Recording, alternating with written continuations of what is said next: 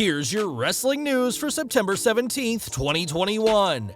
And your headlines for today include Roman Reigns vs. Brock Lesnar confirmed for WWE Crown Jewel, new WWE Extreme Rules title match revealed, WWE wrestler is out of action indefinitely after suffering injury on WWE Raw, WWE locks down Becky Lynch's heel character nickname, backstage news on botched ending to WWE Raw match, WWE receiving pressure from networks to book Raw and SmackDown evenly, AEW management invited crying CM Punk fan, what is the real reason why WWE switched up Bron Breakker's name from Rex Steiner, serious instructions given to WWE NXT commentary team, Christian Cage upset some in WWE with his comments on AEW Dynamite, released WWE wrestler signs new contract with Impact Wrestling, former WWE European Champion's son repackaged in WWE NXT UK, and more.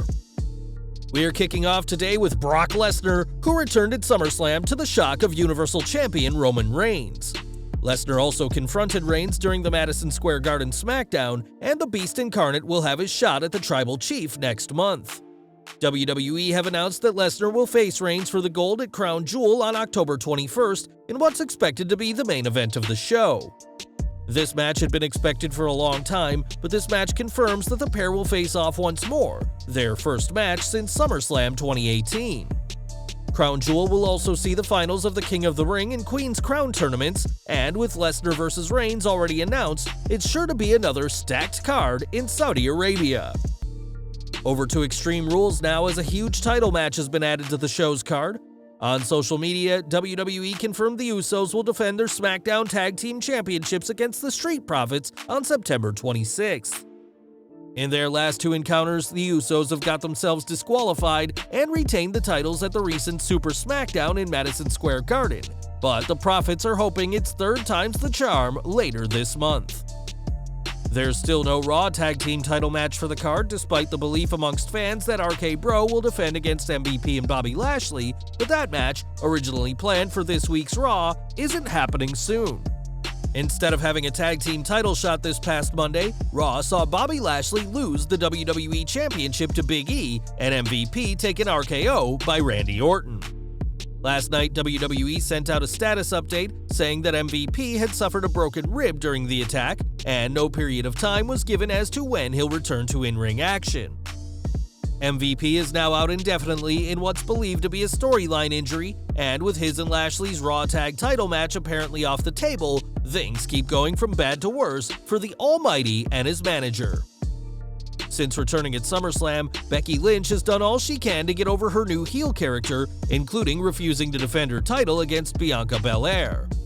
That match will now happen at Extreme Rules, but fans may be calling the man by a different nickname thanks to WWE's newest trademark. On September 13th, WWE filed a trademark for Big Time Bex with the US Patent Office and can use it for the usual ways, such as at wrestling events and for merchandise. It appears that Big Time Bex isn't going away, and odds are that that name will show up on a slew of new merch eventually. More from Raw, as Nikki ASH got a big win this week, but it happened in the most bizarre of ways. On Monday's show, Nikki got the win over Tamina Snuka, but Snuka's music played and she was announced as the winner of the match. This farce happened when Nikki hit a tornado DDT in pin combination, but Tamina kicked out just as the ref counted to 3. On Wrestling Observer Radio, Meltzer said that the WWE Women's Tag Team Champion was always meant to win the match, but the referee didn't see her kick out, and as per instructions, called the match like a shoot, hence why Nikki got the win. Backstage, the ref apologized for the botch, and since the ring announcer knew Snuka was meant to win, they announced her as the winner instead. Nikki and Tamina reacted well to the botch, as an impromptu beatdown led to Rhea Ripley making the save, and even with the announcers covering for the mistake and announcing Nikki as the winner, this all made for a strange moment during this past Monday's show. AEW news next, as the company continues to go from strength to strength, especially when it comes to the coveted 18 to 49 demographic. WrestleNomics reports that this week's Dynamite brought in an average 1.175 million viewers, and with 574,000 coming from the 18 to 49 demographic, Dynamite scored a .44 rating. That's higher than Raw, which did a .43, meaning Dynamite had beaten the Red brand for a second week in a row. With that said, this .44 for Dynamite is quite the fall from last week, which saw the show do a 5.3 in the 18 to 49 demo, with 1.3 million viewers tuning in. AEW Dynamite may have lost viewers this week, but they still had enough in the precious 18 to 49 demo to beat Raw yet again, and we're expecting a similar result with their huge Grand Slam Dynamite special next week. For years, WWE Monday Night Raw was the company's flagship show, where names like Triple H, John Cena, and Stone Cold Steve Austin ruled for years. Over the past 2 years, the moniker as WWE's A show has moved to SmackDown, which now receives much more focus as Vince McMahon wants to keep on good terms with Fox, who have invested a lot of money for the distribution rights for the Blue brand. Now that may change once again, at least according to Andrew Zarian, who said on his Mat Men Pro Wrestling podcast that WWE's network partners, Fox and USA, want both main roster shows to be treated evenly. Zarian explained that from now on, if you see something big on one show, you can expect something big to happen on the other, even if it doesn't happen in the same week. He added that both Fox and the USA Network don't want to hear about either Raw or SmackDown being the B show, as they've paid millions of dollars for these shows and want the very best. With Monday Night Football underway once more, WWE will have to book a lot of Raw shows in order to maintain their already dwindling viewership figure, and the company would be wise to keep both networks happy, even if it means a lot more big moments. CM Punk knows all about big moments, as he made one for AEW by debuting at the First Dance Rampage in what was an emotional night for long-term fans. One fan in the crowd was seen openly weeping, which AEW focused on during their product, sparking 1,000 memes and some other fans to ridicule his crying. Punk himself has said that if people mock emotional fans, they mock him too, as the former WWE champion wanted to make things right with the fan in question. It looks like AEW tracked that fan down and set him up with some VIP access, as he appeared with Punk in a photo, and that fan was sporting an AEW All Access sticker on his shirt. It's great that AEW was able to track the fan down, and this has no doubt made him a supporter of AEW for life, thanks to a gesture of true generosity from the company for someone who is being unfairly mocked just for enjoying the moment. This week, WWE launched the rebranded NXT 2.0, which featured a lot of new names making their debut. Bron Breakker certainly made an impression, defeating LA Knight and later staring down new NXT champion Tommaso Ciampa, but there's also been some confusion over his name. Breakker, real name Bronson Rex Steiner, is the son of Rick Steiner. NXT have so far avoided mentioning his wrestling pedigree. During his show, Dave Meltzer said that NXT's commentary team have been told explicitly not to mention Breakker's family under any circumstance. Meltzer didn't explain why, but given the years of tirades by his uncle Scott, it's understandable that WWE want to keep their distance from the Steiner name. According to PW Insider, Breakker's name was presumably switched up for copyright reasons. As they explained, "We're told you can expect quite the push for Bron Breakker in the weeks ahead. For those who have asked why WWE quickly pivoted from his initially planned and awesome name of Rex Steiner, one source pointed to the company wanting to create and own the trademarks of all their talents' ring names as the likely reason for the switch." During NXT, Breakker was described as having a dog-faced gremlin mentality, a reference to his father's nickname, and although we'll be seeing a lot more of Bron, seemingly in the NXT title picture, his family's history is strictly off-limits. NXT's commentary team may not be able to speak about Breakker's family, but that hasn't stopped Drake Maverick, who's given a suggestion of what the new superstar should do next in his career.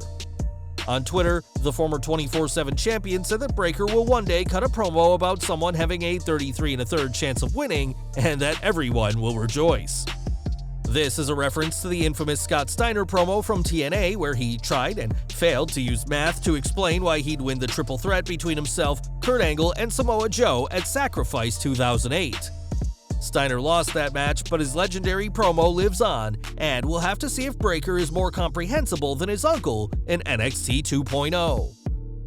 Ever since AEW has been around, WWE have chosen to avoid referencing the competition on TV, the exact opposite of AEW's strategy. Although WWE usually avoids discussing AEW, Roman Reigns recently claimed that WWE ran New York City during Madison Square Garden SmackDown, which some believed was a reference to AEW's upcoming Grand Slam in Flushing, New York.